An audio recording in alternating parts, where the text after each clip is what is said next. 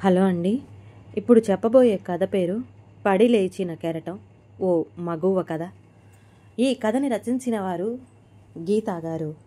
ఇక కథలోకి వెళ్ళిపోతే, గది మొత్తం చీకటిగా ఉంది. ఆమె మనసు వెలుగు చూడాలనుకోవడం లేదు. అనంతమైన దుఃఖం పొంగుకొస్తుంది. ఎంత వచ్చినా ఏడ్చినా బాధ తరగనంటుంది. గుండెల్లో మంట పిండేసే బాధ. అది ఆరోగ్యం బాగోక వచ్చేది కాదు, మనసు పడే ఆవేదనతో వచ్చే నొప్పి. మందు లేదు. పాపం దానికి గట్టిగా ఏడవాలనుంది. కానీ గది బయట ఉన్న తండ్రి అన్నకు తెలిస్తే, అందుకే నిశ్శబ్దంగా రోదిస్తుంది. ఏడ్చి ఏడ్చి సొమ్మసిల్లిపోయి గాఢ నిద్రలోకి వెళ్ళింది. ఆ నిద్రపోయే కొంత సమయం మాత్రమే ఆమె మనసుకు ఊరట. అది కూడా కొన్ని నిమిషాలే. ప్రియా, లిగమ్మ అని తలుపు కొడుతోంది సుధ.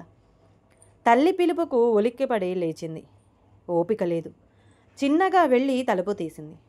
కూతురి మొహంలో బాధకు ఆ తల్లి హృదయం ద్రవించింది. ముఖం కడిగించి బయటకు తీసుకువచ్చింది. నాన్న లేరా అమ్మా అని అడిగింది నెమ్మదిగా. ఇప్పుడే బయటకు వెళ్ళారని చెప్పి కోడలిని మంజు కొంచెం అన్నం పెట్టుకురమ్మని చెప్పి కూతురుని వడిలో పెట్టుకొని తల నిమిరింది. కోడలు తెచ్చిన అన్నం కలిపి ముద్ద పెట్టపోయింది. వద్దని పక్కకు నెట్టింది. నా కోసం అంది. కానీ ప్రియ తినలేకపోయింది. తల్లిని పట్టుకుని గుండె అవసేలా ఏడుస్తుంది. ఆమెను ఆ బాధ నుండి ఎలా బయటకు తేవాలి? ఆ అత్త కోడళ్ళు అర్థం కావడం లేదు. తన చిన్నారి ప్రసి హృదయం అంత బాధపడుతుంటే తల్లి మనసు తట్టుకోలేకపోతుంది. సుధ ఆలోచనలోకి వెళ్ళింది. ప్రియ పేరుకు తగ్గట్టు అందరితో ఎంతో ప్రియంగా మాట్లాడుతుంది. ఒద్దిక, పద్ధతి, అందం కలిసి అందమైనది ప్రియ. సుధామూర్తి దంపతులకు ఒక కొడుకు, కూతురు. మూర్తికి మొదటి నుండి బాధ్యత తక్కువ, కోపం ఎక్కువ. అయినా సుధ తన సహనంతో ఇంటి గుట్టు బయటికి పోకుండా పిల్లలను, సంసారాన్ని నెట్టుకొస్తుంది. కొడుకు పుట్టిన 8 సంవత్సరాల తర్వాత ప్రియ పుట్టింది. కూతురు అంటే పంచ ప్రాణాలు. కొడుకు హరి ఉద్యోగంలో స్థిరపడ్డ వెమ్మటే తను ఇష్టపడ్డ మేనత్త కూతురు మంజుతో వివాహం జరిపించింది. కూతురు, కొడుకు, కోడలుతో సరదాగా గడిచిపోయే కాలం. ఒకరోజు చుట్టాల ఇంటిలో ఫంక్షన్ ఉంటే సుధా, ప్రియ కలిసి వెళ్ళారు. బంగారు బొమ్మలా ఉన్న ప్రియను చూడగానే మైమరిచిపోయాడు విశ్వ. తనకు దూరం చుట్ట వరస అయిన అమ్మాయి అని తెలుసుకున్నాడు. వరసకు మరదలు, అందమైన అమ్మాయి. ఇంకా ఏమీ ఆలోచించలేదు. ఆ బంగారు బొమ్మను ఎలా సొంతం చేసుకోవాలా అని ఊహల్లో తేలాడు. విశ్వది కొంచెం కలిగిన కుటుంబం. తండ్రి, అన్న, విశ్వ అందరూ ఉద్యోగస్తులు. అన్నకు పెళ్లి జరిగింది. విశ్వకు ప్రయత్నాల్లో ఉన్నారు. విశ్వ తల్లికి దర్పం, గర్వం ఎక్కువ. లేనివాళ్ళు అంటే చిన్న చూపు. విశ్వ అప్పటి నుండి ప్రియ దృష్టిలో పడటానికి చాలా ప్రయత్నాలు చేశాడు. ప్రియ చదువు, తల్లిదండ్రులకు దూరంగా హాస్టల్ కావడం, విశ్వ జాబు సేమ్ ప్లేస్ కావడంతో ప్రియను కలిసేవాడు. దూరం చుట్టరికం, బంధువులలో విశ్వ పట్ల మంచి అభిప్రాయం ఉండటం, ఇవన్నీ ప్రియని విశ్వ వైపు ఆలోచించేలా చేశాయి. దానికి తోడు యుక్త వయసు ప్రభావం విశ్వ ప్రేమ వైపు ఆమె అడుగులు పడేలా చేశాయి. విశ్వ ఆనందానికి హద్దులు. అందాల బొమ్మ తన ప్రేమ అంగీకరించినందుకు విశ్వ ఆనందించాడు. ప్రియ ప్రపంచం. ప్రియకు చదువు, విశ్వ లోకం. హద్దులుగా ప్రేమాలోకంలో విహరించారు ఇద్దరు. సెలవులు వస్తే గుడికో, సినిమాలో, భవిష్యత్తు గురించి ఎన్నో అందమైన కబుర్లు, కాలక్షేపం చేశారు. ప్రియకు చిన్న నలతగా ఉన్న విశ్వ కంట్లో చెమ్మ చేరే ఆర్ద్రత. ప్రియకు విశ్వ ప్రాణం, ఊపిరి. అయినా ఎప్పుడు వారి హద్దు దాటలేదు. చిన్న చిన్న ముద్దు ముచ్చట్లు, వెచ్చని కోగిలింతలతో, కబుర్లతో ఉండేవారు. ప్రియ వీళ్ళ ఫ్రెండ్స్కు, వారికి ఒకరిపై ఒకరికి ఉన్న ప్రేమ అద్భుతంగా తోచేది. అన్ని సంతోషాలను వాళ్ళ ప్రేమ 2 సంవత్సరాల కాలం గడిచిపోయింది. ప్రియ డిగ్రీ పూర్తి చేసి పోస్ట్ గ్రాడ్యుయేషన్ ఎంట్రన్స్ టెస్టు రాసింది. కుటుంబాలలో వీళ్ళ ప్రేమ విషయం తెలిసింది. విశ్వ తల్లిలో ఉండే అహంకారం వాళ్ళ ప్రేమకు అడ్డుకట్ట వేసింది. విశ్వలో ఉన్న ప్రేమ తల్లి అహంకారానికి తల వంచి పిరికి ప్రేమికుడు అయ్యాడు.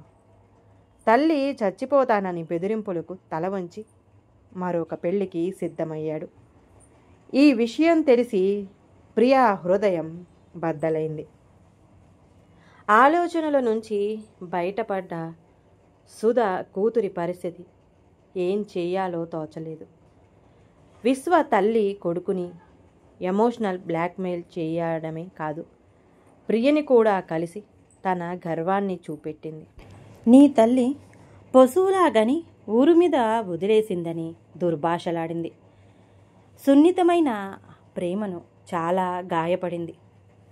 ఆ పసి మనసు ప్రేమ జ్ఞాపకాలు తట్టుకోలేక బాధపడుతుంది.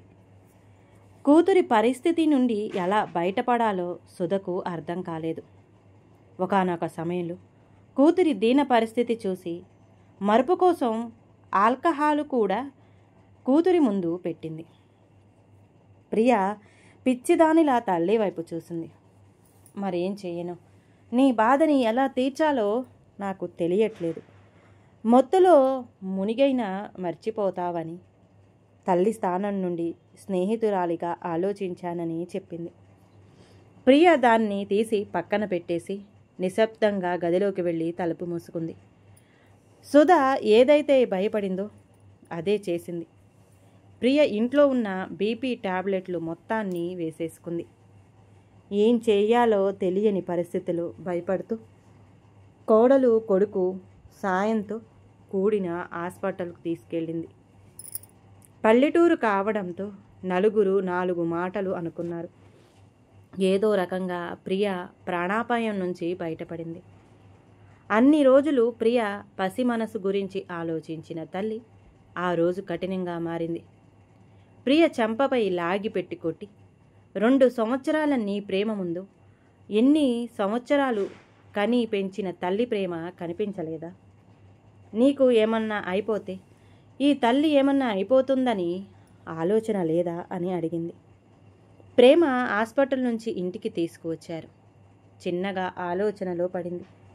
తల్లి వైపు నుంచి ఆలోచించటం ప్రారంభించింది. తన జ్ఞాపకాలను నెమ్మదిగా మనసు లోపల తొక్కిపెట్టింది.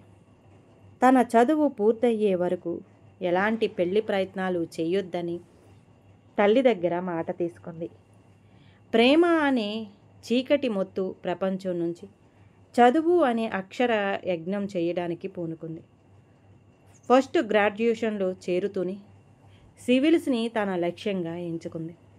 ఒక పక్క పీజీకి సంబంధించిన సబ్జెక్టులు చదువుకుంటూనే సివిల్స్ ప్రిపేర్ అయింది. పోస్ట్ గ్రాడ్యుయేషన్లో గోల్డ్ మెడల్ సాధించడంతో పాటు సివిల్స్ ప్రిపరేషన్లో మంచి పట్టు సాధించుకుంది. కలెక్టర్ కార్యాలయం ముందు కారు ఆగింది.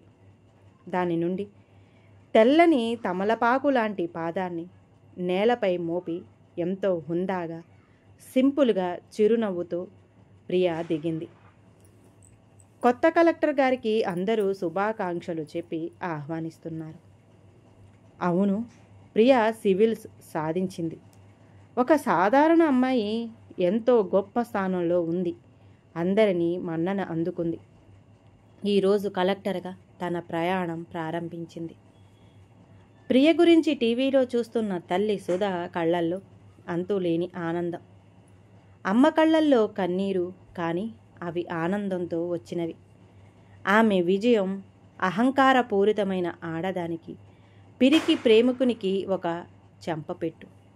ఏ అంతస్తుకు హోదాకు ప్రియ సరిపోదని తన ప్రేమను అవమానించారో ఆ హోదా ఈరోజు ప్రియ దగ్గర ఉంది. తనని ఇలా మార్చిన తన తల్లి ప్రేమకు ఎన్నో వేల సార్లు తన మనసులో కృతజ్ఞత చెప్పుకుంది ప్రియ. ప్రియ జీవితం ఇక్కడితో ఆగలేదు.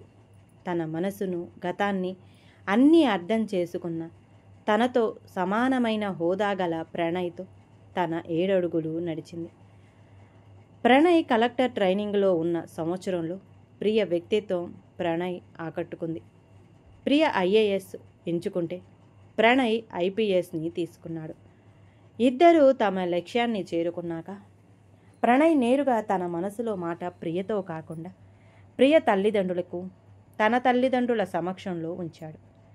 అందరి దీవెనలతో ప్రియ చేతిని అందుకున్నాడు. ఇది విజయవంతమైన పడతి కథ. కష్టాలు వచ్చాయని కుంగిపోకూడదు. ఆలోచన పక్కన పెట్టకూడదు. ముందుకెళ్ళాలి. ముందుకు కొనసాగుతూనే ఉండాలి. జీవితం ఇప్పుడు కష్టాలతోనే ఉండదు. కష్టం తర్వాత అంతులేని ఆనందాలు కూడా మన కోసం ఎదురు చూడవచ్చు. ప్రియ జీవితంలాగా.